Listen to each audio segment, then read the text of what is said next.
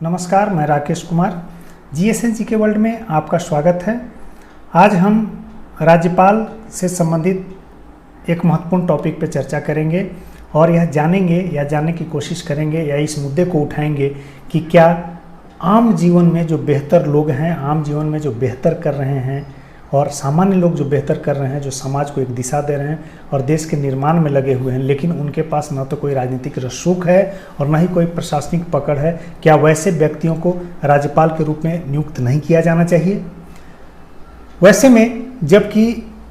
राज्यपाल का पद अब एक ऑब्लिगेटरी पद है, यानी किसी को ऑबलाइज करने के लिए केंद्र की जो सत्तारूढ़ पार्टी होती है, किसी को ऑबलाइज करने के लिए उस पद को राज्यपाल के पद पर किसी व्यक्ति की नियुक्ति करती है।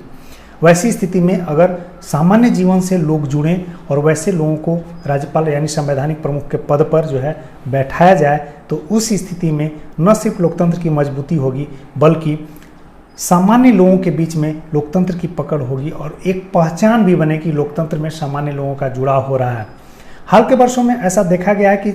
राजनीति में धन बल का प्रयोग बढ़ा और जो रसूख वाले व्यक्ति हों, चाहे वह प्रशासनिक पद पर बैठे हुए रसूख वाले व्यक्ति अपने रिटायरमेंट के बाद राज्यपाल का पद पा लेते हैं, या वैसे व्यक्ति जो राजनीतिक रसूख रखते हैं और भारत सरकार यानी संघ की सरकार के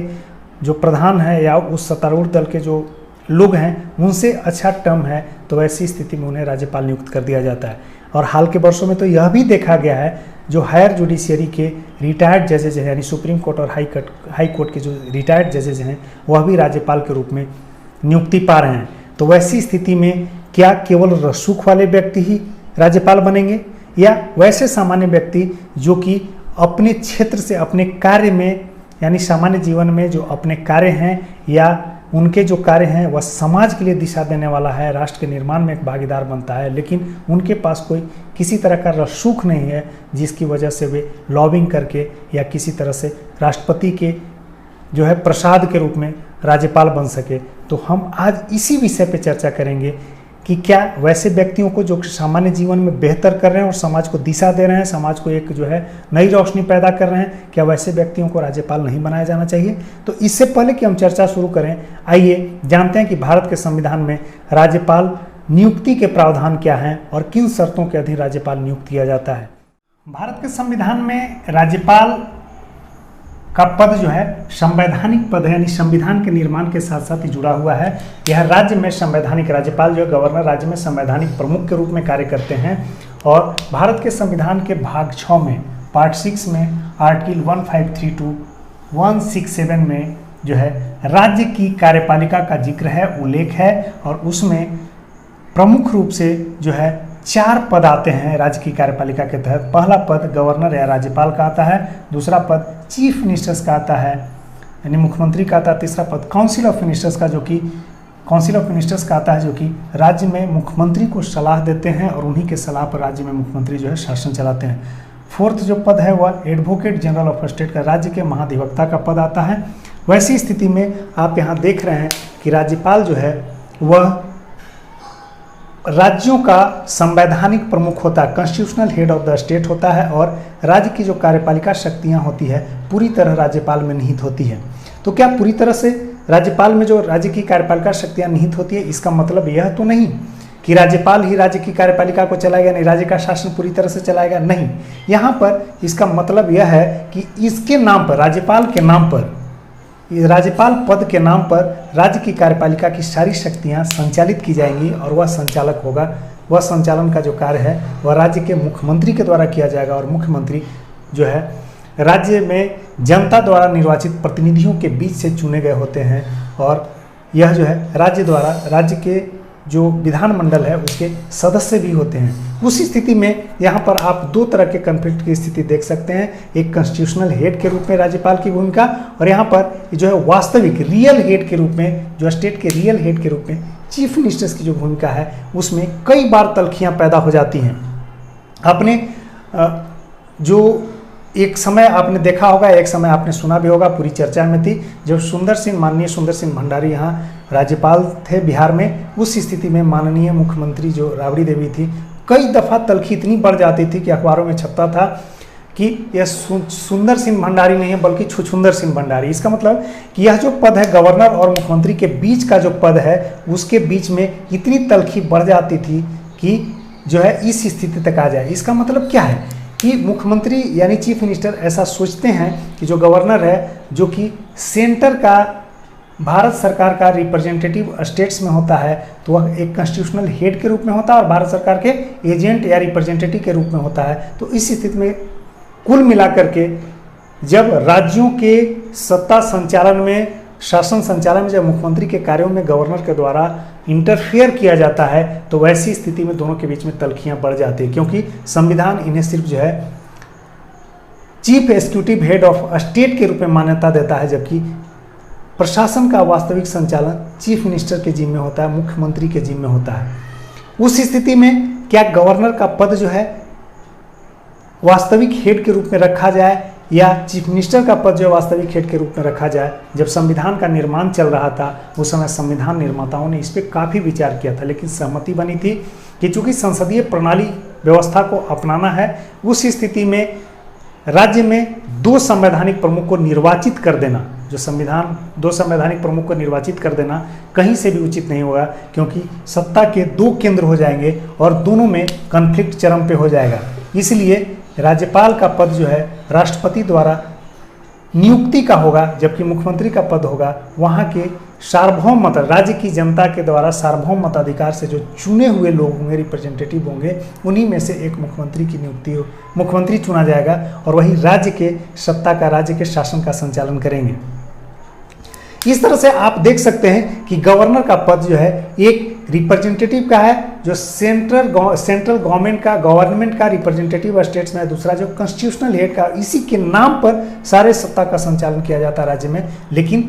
प्रशासन का संचालन किया जाता है, कार्यपालिका की शक्तियों का जो है उपयोग किया जाता है, लेकिन यह मुख्य रूप से उपयोग चीफ मिनिस्टर यानी मुख्यमंत्री और उनके जो सलाहकारी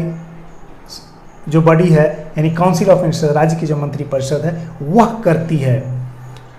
अब हम जानते हैं कि कैसे व्यक्ति को राज्यपाल चुना जा सकता है, यानी कैसे व्यक्ति को जो है राष्ट्रपति राज्यपाल के रूप में नियुक्त करते हैं, यानी उनकी शर्त क्या है, अर्हता क्या है, कैसे व्यक्ति जो राज्यपाल के रूप में राष्ट्रपति के द्वारा नियुक्त किए जाएंगे। आप जान लीजिए कि राष्ट्रपति जो भी राज्यपाल की नियुक्ति करेंगे वह प्राइम मिनिस्टर्स के जो काउंसिल ऑफ मिनिस्टर्स यानी प्राइम मिनिस्टर्स के कंसर्न से, प्राइम मिनिस्टर्स के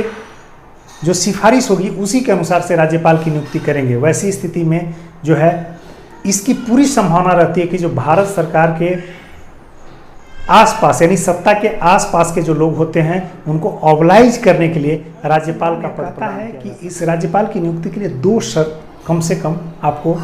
पालन करना है। राष्ट्रपति उन दो शर्तों के आधार पर ही किसी व्यक्ति को राज्यपाल नियुक्त करेंगे जो इन दो शर्तों को पूरा करता हो। पहला शर्त क्या है कि वह भारत का नागरिक होना चाहिए, भारत का नागरिक ही राज्यपाल बन सकता है, न कि किसी विदेशी को ला करके यहाँ पर आप राज्यपाल बना दे। दूसरी शर्त क्या है कि 35 साल का उम्र पार कर जाना चाहिए, न्यूनतम आयु 35 साल, कम से कम 35 साल होना चाहिए, 35 और 35 से ज़्यादा की आयु के व्यक्ति ही राज्यपाल नियुक्त किए जा सकते हैं राष्ट्रपति के द्वारा। जो तीसरी शर्त जुड़ गई है वह पागल या दिवालिया न हो, ऐसी स्थिति भी राज्यपाल के लिए होना चाहिए किसी व्यक्ति को जो नियुक्त किया जा रहा है। बाद के वर्षों में कुछ परंपराएं जो राज्यपाल के पद के साथ जुड़ी, क्योंकि जब मुख्यमंत्री और राज्यपाल के बीच में तलखियां बढ़ी, यानी भारत सरकार और जो है राज्य सरकारों के बीच में राज्यपाल के मुद्दे पर जब तलखियां बढ़ी तो कुछ परंपराएं जुड़ी। उन परंपराओं को भी हम देख लेते हैं। कुछ परंपराएं क्या जुड़ गई कि जो बाहरी व्यक्ति हो, जिस राज्य में राज्यपाल की नियुक्ति की जानी है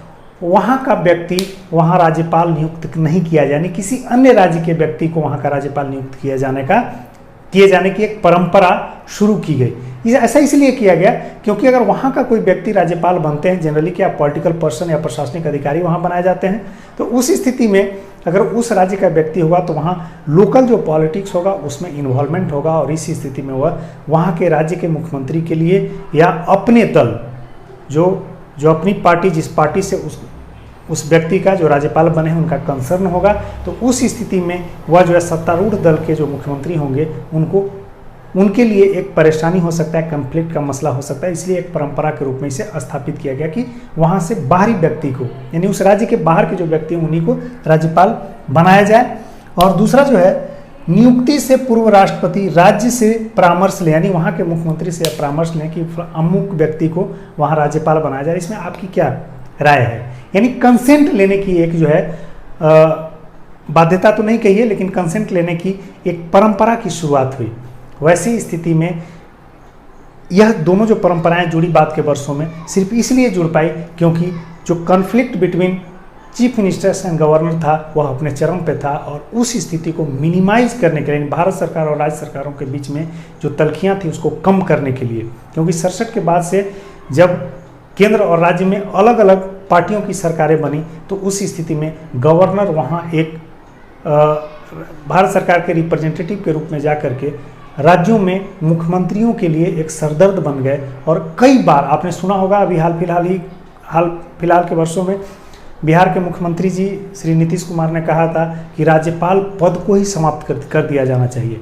यानी तल्खियाँ इस स्तर पर था कि आप राज्यपाल जो है अब केंद्र का केवल एजेंट के रूप में काम करने लगे हैं, तो उस स्थिति में राज्यों के लिए एक चुनौती बन गए हैं, और उस चुनौती को जो वह चुनौती लोकतंत्र के लिए खतरा के रूप में देखा जा रहा था, क्योंकि आप सिर्फ संवैधानिक प्रमुख हैं और आपको जो है सिर्फ जो कार्य करना है वह मुख्यमंत्री और उनके जो सलाह के लिए बनी काउंसिल ऑफ मिनिस्टर्स है उसके सलाह के अनुसार ही, परामर्श के अनुसार ही राज्यपाल को राज्यों में। संविधान में राज्यपाल की नियुक्ति की जो शर्त है वह तय है।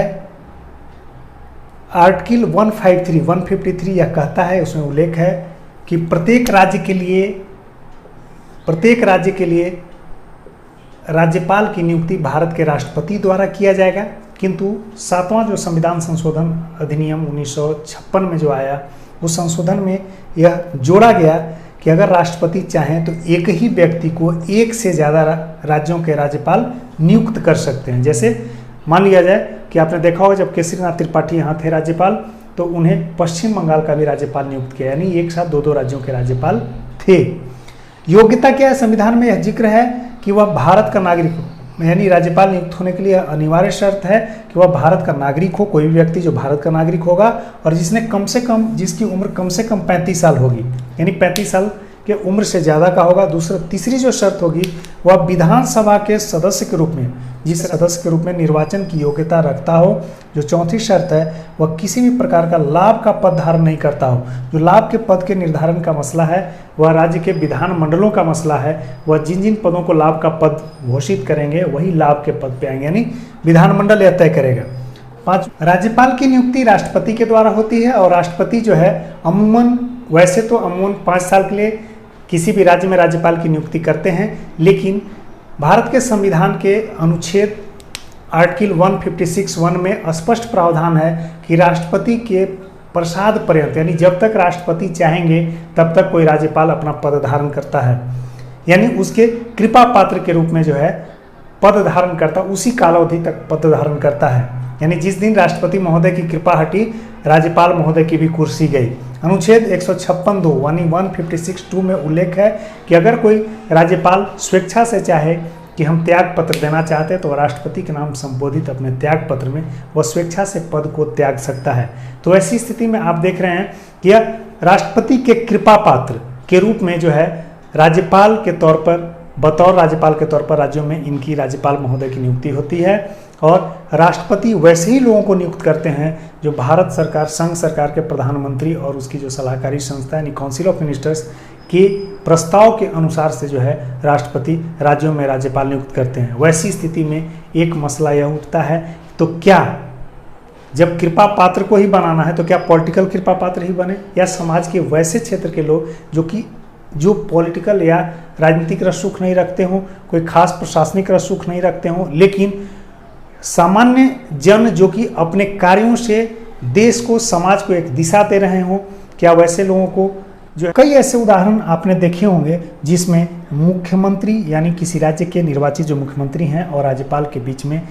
जो है काफ़ी तल्खियाँ बढ़ी हैं। भंडारी का नाम सुना होगा जो बतौर राज्यपाल बिहार में थे और उस समय तत्कालीन मुख्यमंत्री राबड़ी देवी थी। दोनों के बीच तल्खियाँ काफ़ी थी, इसीलिए अपशब्द के काफ़ी चीज़ें जो है अखबारों में उस समय आती थी। इसके अलावा रोमेश भंडारी के समय का आप याद कीजिए। तो वैसी स्थिति में जब यह ऑब्लिगेटरी पद ही है, किसी भी व्यक्ति को ऑब्लाइज करने के लिए राज्यपाल का पद भारत सरकार के द्वारा दिया जाता है, तो जो सामान्य जीवन से जुड़े हुए लोग हैं,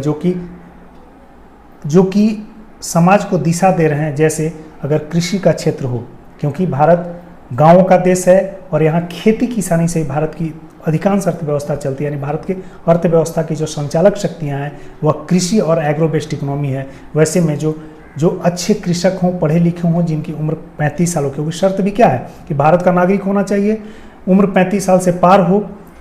है ना, राज्य के विधानमंडल में निर्वाचित होने की योग्यता रखते हो, यानी 25 साल से ऊपर के लोग जो है, जो भारत के नागरिक हैं। तो वैसी स्थिति में भारत के संविधान में जो शर्त हैं उसे पूरा करने वाले होंगे। और भारत में जो एग्रो इकोनॉमी यानी एग्रीकल्चर के क्षेत्र के जो इमिनेंट पर्सन्स होंगे, क्या उन्हें राज्यपाल नहीं नियुक्त किया जाना चाहिए?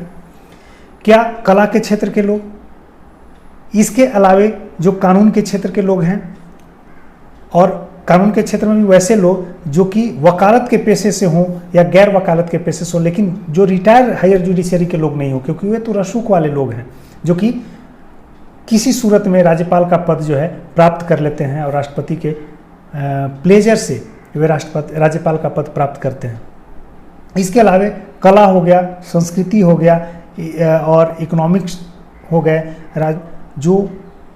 बिल्कुल जन सामान्य के बीच में रह करके समाज निर्माण और उनमें एक जागरूकता की भावना के लिए जो है काम कर रहे हैं। जैसे दलित, शोषित, वंचितों के बीच में जो काम करने वाले एनजीओ के लोग हैं, या इसके अलावे जो उन्हीं के बीच जो कम्युनिटी लीडर के रूप में उभरे हैं और लोगों को एक दिशा दे रहे हैं। तो मेरी तो राय यह है कि उन लोगों के बीच से भी राज्यपाल की नियुक्ति होनी चाहिए, क्योंकि जब ऑब्लिगेटरी पद ही है तो वहाँ पर एक ऑब्लिगेशन सामान्य लोगों के बीच से भी हो, और वैसे में जो है लोकतंत्र की पहुंच सामान्य लोगों तक होगी, और लोग जो है अपने आप के बीच से एक ऐसे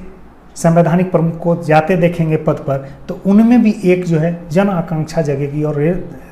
उनमें एक ऐसी जन आकांक्षा जगेगी जो कि राष्ट्र के निर्माण में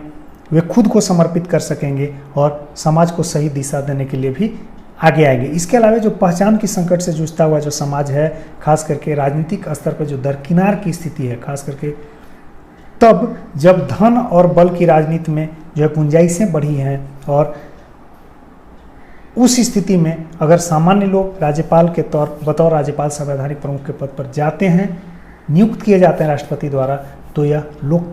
भारत में लोकतंत्र के सुदृढ़ीकरण यानी लोकतंत्र की जड़ों को मजबूत करने में एक नायाब पहल होगा, ऐसी मेरी राय है। अगर आप इस राय से इत्तेफाक रखते हो या नहीं भी रखते हो, तो आपसे आग्रह है कि खुल करके अपनी राय रखें, ताकि इस विमर्श को आगे बढ़ाया जा सके, और शायद हमारे और आपके शुरू किए गए विमर्श से एक नई पहल की शुरुआत हो, और हम लोगों के बीच यानी जन सामान्य जो कि जन भागीदारी और समाज के निर्माण में स्वयं को झोंके हुए है, वैसी स्थिति में इनके बीच से कुछ पहचान के रूप में या कुछ प्रतिनिधि राज्यों में राज्यपाल नियुक्त किए जा सके। तो आप खुल करके कमेंट रखें, और आपसे यह भी आग्रह है कि आप मेरे channel GS and GK world को सब्सक्राइब करें, ज़्यादा से ज़्यादा लोगों को शेयर करें, और